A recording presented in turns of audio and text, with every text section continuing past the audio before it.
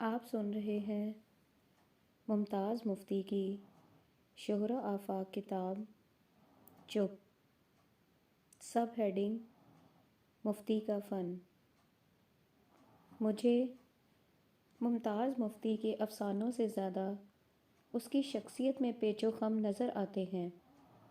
پیچیدگی کی یہ لکیر گھومتے گھومتے، بھٹکتے بھٹکتے، الجھتے الجھتے ایک ایسے مدرسہ فکر کی سرحدوں سے جا ملتی ہے جسے جدید جنسی نظریاتی اسکول کہا جاتا ہے۔ جنسی نظریوں سے گتھم گتھا یہ افکار خود بھی ایک دلچسپ گتھی بن کر رہ گیا ہے۔ بسا اوقات میں سوچتا ہوں کہ اس کی یہ بل کھاتی ہوئی شخصیت اور پراسرار نظریے دنیا کے لیے ایک عظیم ترین، خوفناک اور اٹوٹ طلسم گاہ کی تعمیر کر رہے ہیں، اور جب یہ جادو کا محل اپنی تکمیل کو پہنچ جائے گا تو بھیدوں بھری روحوں کا ایک سمندر سا پھوٹ پڑے گا، جن میں سے ہر ایک کے ہاتھ میں مفتی کا کوئی نہ کوئی نظریہ ہوگا، اور وہ چیخ چیخ کر کہے گی، بتاؤ میں کہاں جاؤں؟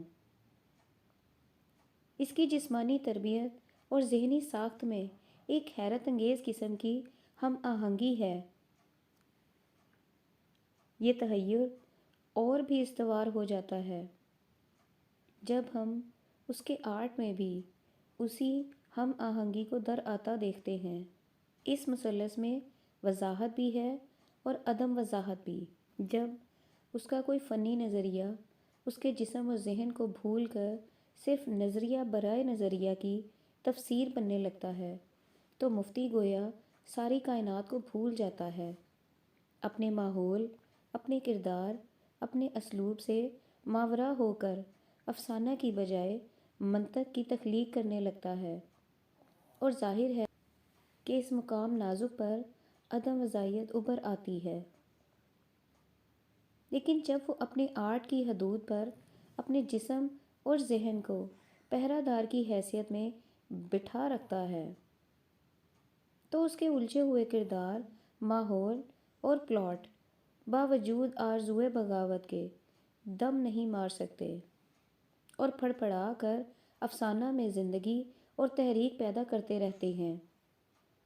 ایسی حالتوں میں مفتی اپنے فن کی پوری شیطانی قوتوں کو کام میں لاتا ہے، گرد و پیش کو چوکس شکاری کی طرح اپنی آنکھ میں نمایاں رکھتا ہے، اس ماحول سے کھیلتا ہے، زہر خند کرتا ہے، اور جب تک وہ اپنے نظریے کو پورے نقوش پھیلا پھیلا کر انتہائی نقطوں تک نہیں لے جاتا، ماحول کے ایک ایک کونے اور کونے کے ایک ایک ذرے کو جھلکا نہیں دیتا، تب تک کھیلتا رہتا ہے، ہنستا رہتا ہے، متحرک رہتا ہے۔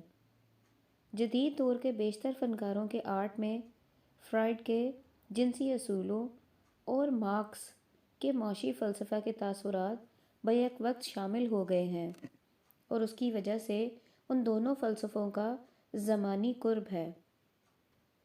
وقت کی ستم ظریفی نے ان دونوں متضاد فلسفیوں کو ایسے ماحول اور دور میں روشناس کرایا جو انقلابی کروٹیں لے رہا تھا۔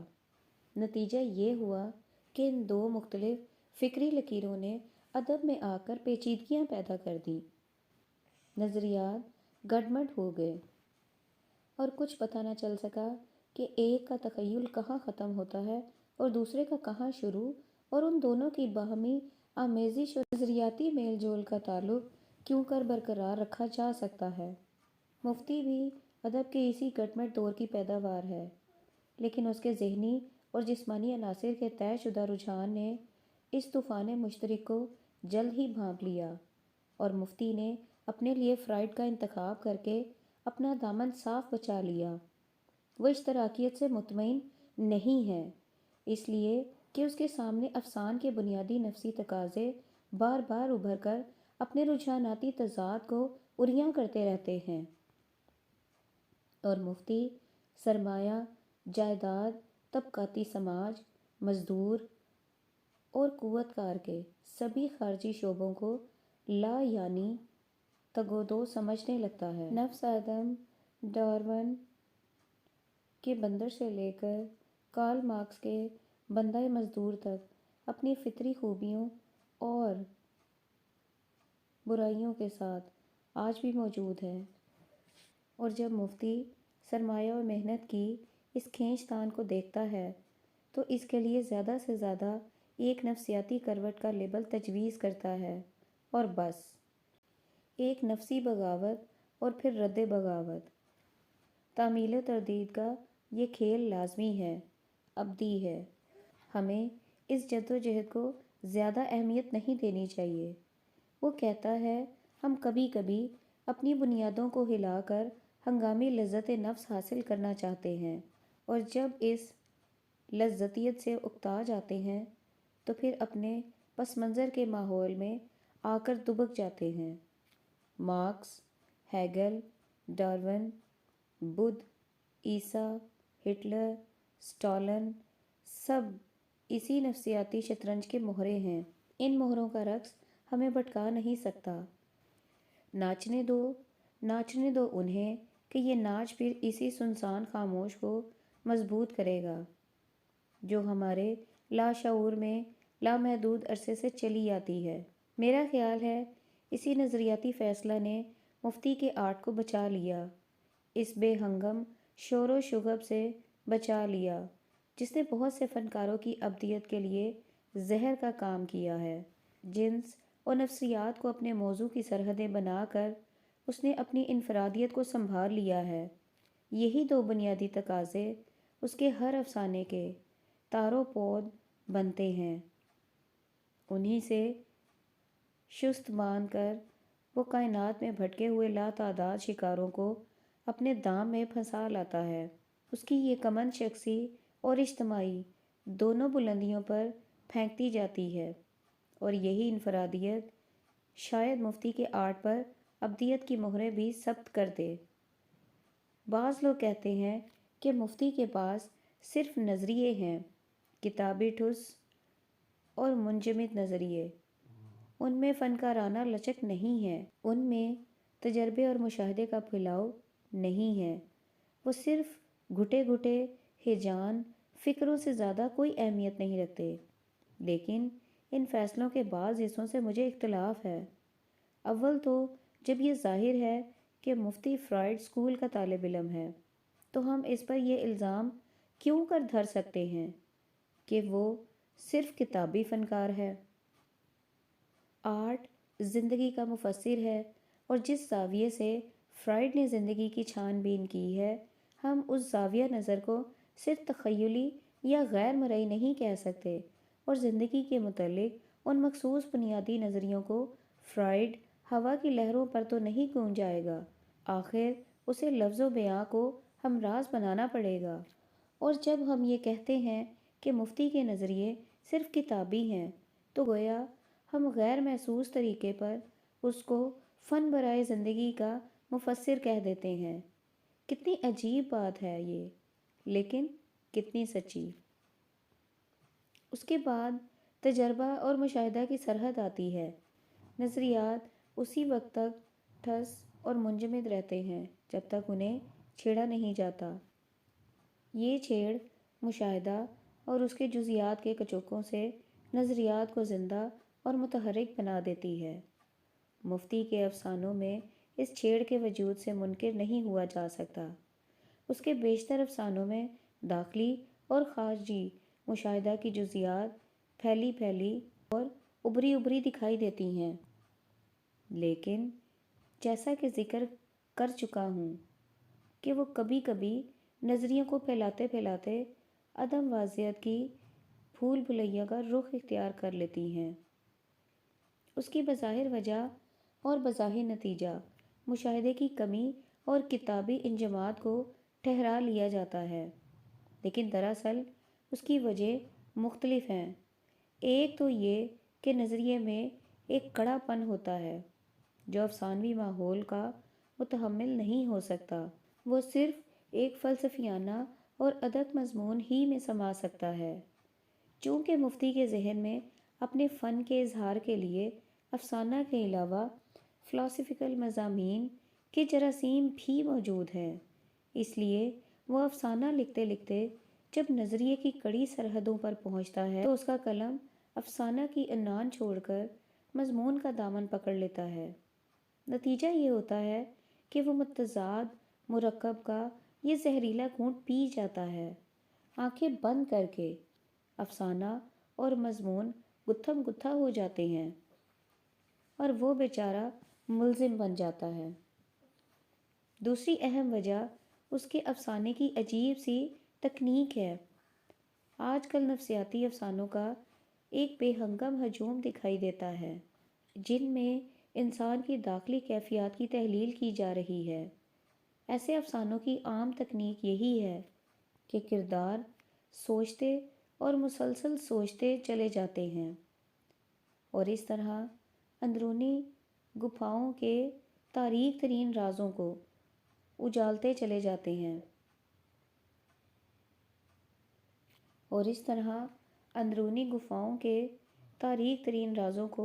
اجالتے چلے جاتے ہیں لیکن مفتی لاشعوری نفسیات کو اپنے انوکھے ڈھب سے دیکھتا ہے اور دیکھنے کا یہی زاویہ اس پر عائد کردہ الزام کو اور بھی استوار کر دیتا ہے، اور میرا خیال ہے کہ یہی اس کی انفرادیت کا سب سے بڑا ثبوت ہے کہ نفسیاتی افسانوں کے عمومی رخ کے خوگرکاری مفتی کی ان بوجھی شاہراہوں پر پھیلے ہوئے مبہم نقوش کو کی بڑھ کہہ کر اسے مطعون کر دیتے ہیں، کیونکہ اگر مفتی نفسیات کے مروجہ کلیوں کی لکیروں پر اپنے افسانے کی ترتیب و تشکیل کرتا تو ہم اسے مفتی کے افسانوں کی مخصوص تکنیک نہ کہہ سکتے بلکہ صرف تقلید کا تراشا لیبل۔ دراصل جب مفتی اپنے کرداروں کی لاشعوری تہوں میں پہنچ جاتا ہے تو اسے سب سے بڑی رکاوٹ یہی پیش آتی ہے کہ وہ ان گتھیوں کو کرداروں کی زبان سے براہ راست نہیں کہلوانا چاہتا، کیونکہ یہ تکنیک اسے بنیادی طور پر غلط دکھائی دیتی ہے۔ اگر اس کے کردار کو یہ شعور ہو جائے کہ اس کے اندر کیا کیا مستور ہے تو گویا کردار کے وہ لاشعوری خصائص ختم ہو جاتے ہیں اور کردار میں انفرادیت باقی نہیں رہتی جو اس کی لاشعوری حالتوں میں افسانہ کی جان تھی۔ اور پھر مفتی اپنے بیان سے بھی متعینہ کرداروں کی تحلیل نہیں کر سکتا، کیونکہ یہ ایک رجعتی تکنیک ہے۔ اس طرز اظہار میں ایک سب سے بڑا عیب یہی ہے کہ بیان کرنے والے کی خارجی اور غیر ضروری شخصیات افسانہ کی فضا پر اس طرح چھا جاتی ہیں کہ نظریے کی مرکزیت کو ابھارنے والے کردار پس منظر میں چلے جاتے ہیں۔ لاشعوری باتوں کے الجھاؤ بدستور قائم رہتے ہیں اور قاری افسانہ ختم کرنے کے بعد بھی وہ مخصوص تلذذ حاصل نہیں کر پاتا جو فنکار کا مقصد ہوتا ہے۔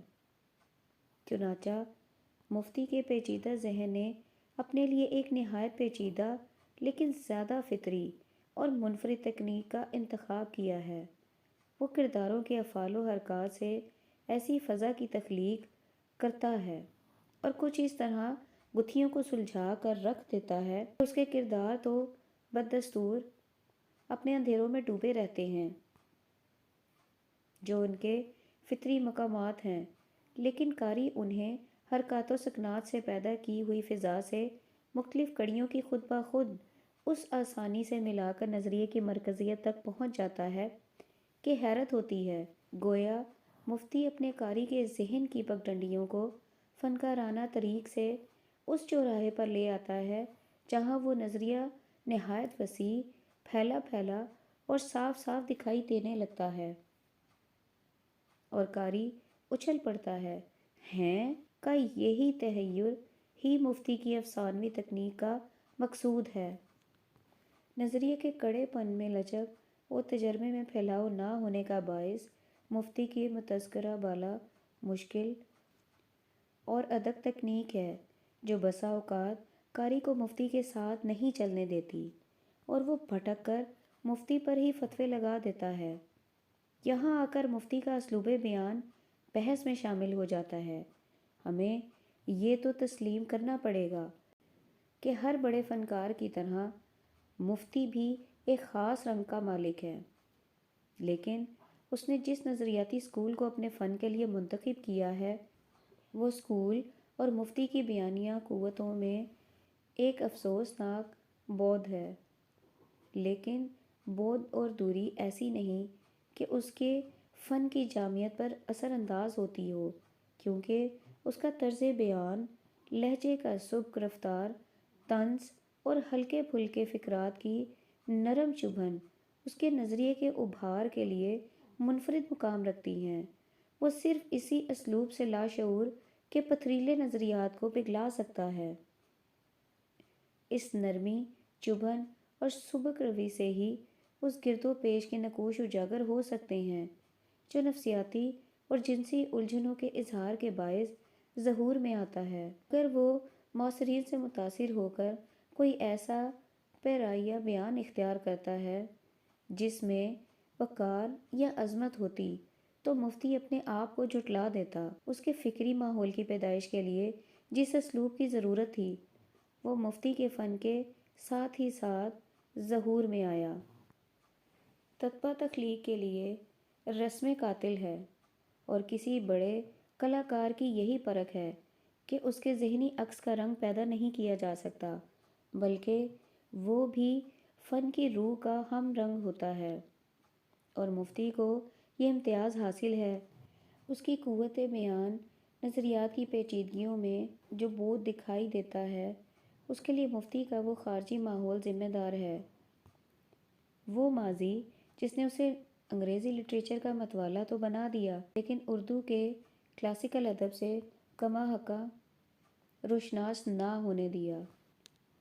اور جب مفتی نظری طور پر صلاحیتوں کے اس موڑ پر پہنچا جہاں اسے پیمبری کے فرائض سر انجام دینا تھے، ان نظریات کو ایک فنکار کی حیثیت سے منظر عام پر لانا تھا، تو زبان کی دشوار گزار گھاٹیاں اس پر بند تھیں۔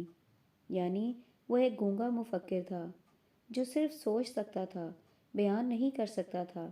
تفکر اور اظہار کے اس دوراہے پر آ کر الجھنوں کا یہ مفسر خود ایک بہت بڑی الجھن میں گرفتار ہو گیا، اور وہ تھی زبان کا کانٹا جو اس کے حلق سے اترنے ہی میں نہ آتا تھا۔ اس کا ذہن اظہار کے لیے مغربی ترتیب کا آسرا لیتا تھا، لیکن اردو اس ترتیب پر سر انکار ہلا دیتی تھی۔ چنانچہ وہ مجبور فلسفی آج تک اس چبھن کا شکار ہے، اور اسی چبھن کو نہ سمجھ کر اسے کبھی تو کتابی کہہ دیا جاتا ہے اور کبھی مشاہدے کے میدان کا ہارا ہوا کھلاڑی۔ وہ بعض تجربوں اور مشاہدوں سے صرف اڑاتے اڑاتے اشاروں کو گرفت میں لے لیتا ہے، اور جب انہیں افسانوی جال میں بننے لگتا ہے تو نظریات کا کڑا پن، زبان پر ناعبوری، تکنیک کا عجب اور اس کی منطقی مضمون لکھنے کی ترغیبی حس مل جل کر اس کے افسانے کو ٹھس اور جامد بنا دیتی ہیں۔ وہ جزیات کی بھول بھلائیوں پر داخلی لحاظ سے تو قادر ہوتا ہے، لیکن خارجی اعتبار سے الفاظ اس سے بدکتے ہیں، اور وہ انہیں پکڑنے کی تگ و دو میں تھک ہار کر اپنے معین کرداروں، افسانویت اور جزیات کے حقائق کا ساتھ چھوڑ دیتا ہے، اور ان کے بجائے ایسے کردار تعمیر کرتا ہے جو اس کے لیے بت کا کام دے سکیں، خود نہ ہلیں بلکہ ہلائے جائیں۔ اور مفتی ان بتوں کو اپنے نظریے کے شیشے سے تراش تراش کر اپنے ڈب کا بنا لیتا ہے، لیکن وہ ساکت و جامد بت مشینی حرکات تو کر سکتے ہیں، فطری نہیں۔ ایسے مقامات پر پہنچ کر مفتی کے افسانوں میں خلوص اور سچائی نامکمل رہ جاتی ہے۔ اس سلسلے میں اس معاشی جبر کا ذکر بھی لازمی ہے جو اس کی تخلیقوں پر پہرے بٹھا بٹھا کر اپنے ہنگامی مقاصد پورے کرا رہا ہے۔ لیکن جیسا کہ میں نے بیان کیا، جس مقام پر اس کی گرفت میں آئے ہوئے الفاظ اس کے نظریات کو پگھلانے کی قدرت رکھتے ہیں، وہاں اس کی جزیات میں پھیلاؤ اور تجربے میں بے پناہ لچکیلاپن پیدا ہو جاتا ہے، اور وہ نہایت غضبناک اور فتح مند شکاری کی طرح پے در پے ایسے نشانے لگاتا چلا جاتا ہے جو کبھی نہیں چوکتے۔ اس سب کچھ کے باوجود مجھے مفتی کے فن سے زیادہ اس کی شخصیت میں پیچ و خم دکھائی دیتے ہیں، اور میرا یقین ہے کہ اگر اس کی شخصیت میں پیچ و خم نہ ہوتے تو وہ کبھی بھی ایک بڑا فنکار نہ بن سکتا، بلکہ صرف ایک اسکول ماسٹر۔ ممتاز مفتی کے بارے میں کچھ کہنا آسان نہیں۔ آپ کسی اسکول میں چلے جائیں جہاں وہ پڑھاتا رہا ہے اور اس کے متعلق پوچھیں تو اس کے شاگرد کہیں گے ان کی باتیں، کیا بات ہے ان کی باتوں کی، مگر ان کا ڈنڈا توبہ ہے۔ اساتذہ مسکرا دیں گے، ہاں تھا تو یار آدمی، مگر کچھ عجیب سا تھا۔ ہیڈ ماسٹر اطمینان بھرا سانس لے گا، خیر اب تو یہاں سے چلا گیا، چھوڑیے اس بات کو۔ آل انڈیا ریڈیو کے کسی رکن سے پوچھئے، وہ شخص، خصوصیت تو خیر ویسے خوب آدمی ہے، اچھا ہی ہے، میرا مطلب ہے آپ سمجھتے ہی ہیں نا۔ مکتبہ اردو میں بات چھیڑیے، ان کی آنکھوں میں چمک لہرا جائے گی۔ ممتاز مفتی؟ ممتاز مفتی ہی ہے، ہاں ذرا پیسوں کے معاملے میں، لیکن خیر، حاجت مند کون نہیں۔ اس کے والد سے بات کیجئے، ایک ساتھ کے لیے وہ خاموش ہو جائیں گے، پھر حقے کا ایک لمبا سا کش لے کر کہیں گے، اب تو جو ہونا تھا ہو چکا۔ ہاں اگر وہ اتنا خود سر نہ ہوتا اور عقل سے کام لے سکتا تو اس کی زندگی سنور ہی جاتی۔ اس کی بیوی سے بات کی جاتی تو وہ ہنس دیتی، اچھا تو آپ انہیں مرد سمجھتے ہیں؟ اور دوسری بیوی سے پوچھئے تو وہ ہونٹ پر انگلی رکھ لے گی، ان کی بات کر رہے ہیں آپ، ان کی کیا بات ہے۔ ممتاز مفتی بچپن اور سنجیدگی کا امتزاج ہے، چھوٹے قد کا منحنی آدمی، لمبوترا چہرہ، گدلی گدلی بے جان آنکھیں اور بڑا سا سر، بات کیجئے تو آپ حیران رہ جائیں گے، ارے یہ تو محض جی حضوریہ ہے۔ احساسِ برتری کی ایک لہر آپ کی رگ و پے میں دوڑ جائے گی، چھاتی قدرے باہر کو اینٹ آئے گی۔ کسی موضوع پر چاہے وہ کتنا ہی مضحکہ خیز ہو، اس کی رائے دریافت کیجئے تو نہایت خلوص اور دیانتداری سے آپ کی ہاں میں ہاں ملا دے گا۔ اس کی موجودگی میں کسی معاملے پر بحث کر دیکھیے، چپکا بیٹھا سنتا رہے گا۔ اس سے استفسار کیجئے تو آپ کی ہنسی نکل جائے گی، کیونکہ وہ آپ کے اور آپ کے مخالف کے ساتھ بیک وقت اتفاق کر رہا ہوگا۔ نتیجہ یہ ہوگا کہ نکتہ متنازعہ فے آپ کی حیرانی اور ہنسی کے درمیان کہیں کھو جائے گا۔ اگر آپ ذرا سنجیدہ قسم کے انسان واقع ہوئے ہیں تو آپ کو غصہ آنے لگے گا، یا آپ اسے مشکوک نگاہ سے دیکھنے لگیں گے۔ ممتاز مفتی کو آپ اس روپ میں صرف اسی صورت میں دیکھیں گے جبکہ آپ کی اس سے محض رسمی ملاقات ہو، لیکن اگر آپ اس کے دوست ہیں، پناہ با خدا، کاش کہ میں اور ممتاز مفتی محض شناسہ ہوتے۔ جب میں اس سے پہلی مرتبہ ملا تو وہ چارپائی پر بیٹھا طبلہ بجا رہا تھا۔ رسمی تعارف کے بعد اس نے ایک نظر میری طرف دیکھا، مزاج اچھے ہیں، تشریف رکھیے، اور پھر سے طبلہ بجانے میں منہمک ہو گیا۔ تو یہ ہے ممتاز مفتی، میں نے سوچا۔ اب اکثر مجھے محسوس ہوتا ہے کہ ممتاز مفتی شاید مجھ سے اسی ان کہے فقرے کا انتقام لے رہا ہے۔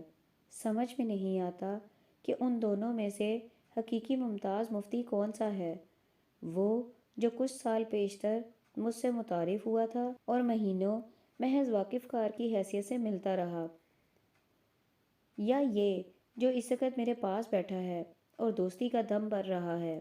دوستی کی ابتدا میں وہ آپ کی شخصیت میں انوکھے گن دیکھے گا اور ان کا آپ سے بے تکلف اظہار کرے گا۔ ایسے انوکھے گن جن کے وجود کا آپ کو وہم و گمان بھی نہ تھا۔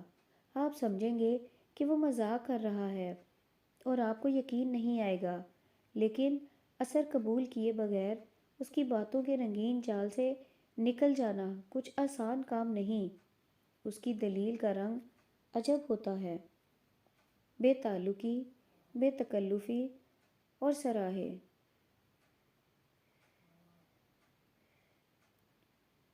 اس کی گفتگو کی 3 خصوصیات ہیں۔ بظاہر وہ آپ کی شخصیت کی کسی خامی کے بارے میں بات کرے گا، لیکن بات کی تہہ میں آپ کی شخصیت کی کسی انوکھی خوبی کی طرف اشارہ ہوگا، اور اس رنگین اشارہ کی وجہ سے نہیں بلکہ اس خوبی کے انوکھے پن اور منفرد نقطہ نگاہ کی شگفتگی کی وجہ سے آپ حیران رہ جائیں گے۔ وہ نیا گن نہ جانے کہاں سے چپکے چپکے آپ کی شخصیت میں ابھر آئے گا۔ کچھ دیر بعد آپ کو اپنے اندر اتنے نئے گن محسوس ہونے لگیں گے کہ آپ اپنے کردار کے انوکھے پن پر ششت رہ جائیں گے۔ آپ یہ دیکھ کر متعجب ہوں گے کہ آپ کوئی عجیب ترین شخصیت ہیں۔ چنانچہ آپ کے اندر ایک نیا کردار بیدار ہو جائے گا۔ جب یہ نیا کردار آپ کے معمولات پر چھا جائے گا تو مفتی دفعتاً آپ کی کمزوریاں دکھانے لگے گا، آپ کی ہر بات کا تجزیہ کرے گا اور آپ کی شخصیت کے کھوکھلے پہلوؤں کو اس شدت سے اجاگر کرے گا کہ آپ کی شخصیت ریزہ ریزہ ہو جائے گی۔ نئی شخصیت استوار ہونا تو کجا، آپ کی پہلی شخصیت بھی کچی دیواروں کی طرح بیٹھتی ہوئی محسوس ہوگی، اور آپ کے اندر ایک بے پناہ اور لامحدود خلا پیدا ہو جائے گا۔ آپ اس انمٹ خلا کو تجسس سے پر کرنے کی کوشش کریں گے، مگر اس سے الجھنوں میں اضافہ ہو جائے گا۔ آپ چاہیں گے کہ اس کی پھینکی ہوئی کمند کو اتار پھینکیں، اس کی باتوں کو بے وقت بنا دینے کی کوشش کریں۔ جی چاہے گا کہ آپ اس سے کہیں دور بھاگ جائیں، مگر آپ بے حس ہو چکے ہوں گے۔ آپ اس کی باتوں کو نہ سننے کی کوشش کریں گے، ان کا مذاق اڑانا چاہیں گے، مگر اس کی باتیں زبردستی آپ کے اندر قیام کر چکی ہوں گی، آپ پر چھا چکی ہوں گی۔ آپ بے حد مظلوم اور مجبور ہو جائیں گے، لیکن آپ کی سب سے بڑی بدقسمتی یہ ہوگی کہ اس کا یہ نیا رخ آپ کو اور بھی متاثر کر دے گا۔ آپ کے دل میں اس کے لیے ایک خاص جگہ پیدا ہو جائے گی اور آپ پھر اس کی طرف بھاگنا چاہیں گے۔ آپ کا جی چاہے گا کہ آپ پر یہ ظلم ہوتا رہے اور ہوتا رہے۔ ممتاز مفتی ایک حالتیں بدلنے والا کیڑا ہے۔ میں کرکٹ کا لفظ جان بوجھ کر استعمال نہیں کرنا چاہتا۔ پہلے پہل تو وہ آپ کو محض ایک کویا سا نظر آتا ہے، پھر آپ محسوس کرتے ہیں کہ وہ کیڑے کی طرح رینگ رہا ہے، اور آنکھ کے چھپاکے میں آپ دیکھتے ہیں کہ وہ ایک پھدکتا ہوا سپولہ بن کر آپ کے گرد منڈلا رہا ہے۔ ان عجیب کیفیتوں کی وجہ سے اس کے بارے میں لوگوں کے خیالات بہت مختلف اور دلچسپ ہیں۔ آپ مفتی سے اس کے اپنے بارے میں دریافت کریں گے تو وہ کندھے سکوڑ کر کہے گا، اوہو، میں، یعنی میرا مطلب ہے آپ میرے بارے میں پریشان کیوں ہوتے ہیں؟ لیکن اگر آپ اس کی ڈائری دیکھیں تو آپ کو معلوم ہوگا کہ وہ اپنے بارے میں واقعی پریشان ہوتا رہا ہے۔ اس کی ڈائری کا ایک ورق ملاحظہ ہو۔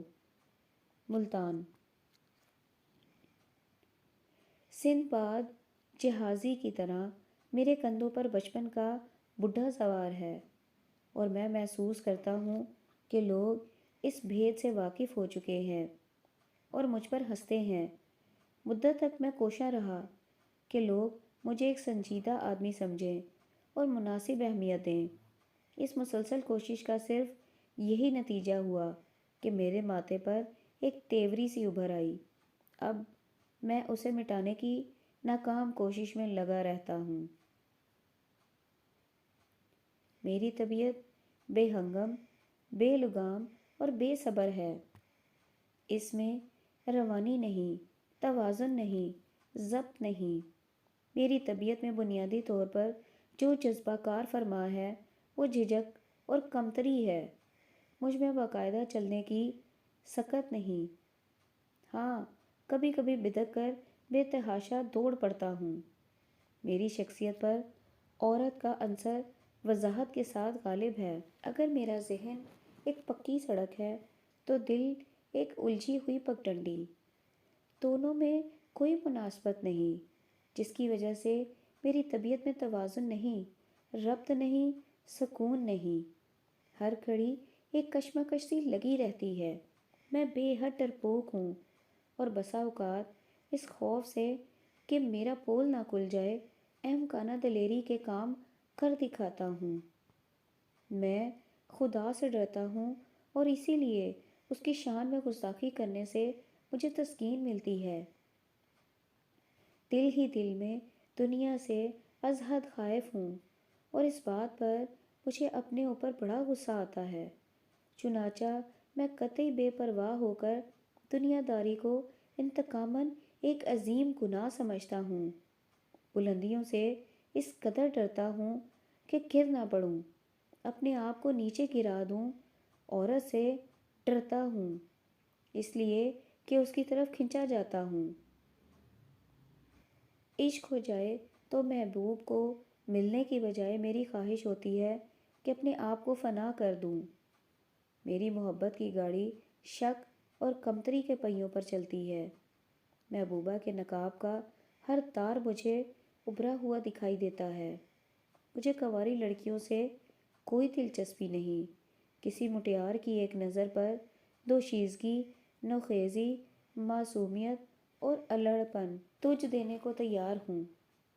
مجھے بدمعاش عورت سے عشق ہے۔ میرا ذہن قومی، مذہبی، خاندانی اور رسمی تعصبات سے خالی ہے۔ میں عزت اور خودداری کے جذبات سے قطعی کورا ہوں۔ ممتاز مفتی۔ اگرچہ آج کا ممتاز مفتی کل کے ممتاز مفتی سے مختلف ہے، لیکن بنیادی طور پر بالکل وہی ہے۔ بچپن میں وہ ستیلی ماؤں کے زیر سایہ رہا، چنانچہ اس نے عمر کا پہلا حصہ اس غصے کے خلاف جہاد کرنے میں گزارا جو اس کے دل میں کثرت ازدواج کے خلاف پیدا ہو گیا تھا۔ اس ماحول میں بچپن گزارنے کی وجہ سے اس کی طبیعت میں ڈر اور غصہ پیدا ہو گیا اور ان دونوں جذبوں پر اس کی شخصیت کی بنیاد رکھی گئی۔ نتیجہ یہ ہوا کہ وہ بے حد شرمیلا اور چپ چاپ ہو گیا، جس سے اس کی کالج کی زندگی برباد ہوئی۔ یہ زمانہ اس نے المودی مائٹی اور پیٹرو بہادر کی خاموش فلمیں دیکھ کر، سستے سگریٹ پی کر، مونگ پھلی کھا کر اور کالج سے بھاگ کر گزارا۔ زندگی کا دوسرا حصہ اس نے ایک عورت کے اثر سے آزاد ہونے کی ناکام کوشش میں کاٹا اور زندگی کی تیسری منزل افلاس کے خلاف لڑنے میں بسر کی، کیونکہ اسے 45 روپے کی حقیر رقم میں 8 پیٹ پالنے پڑتے تھے۔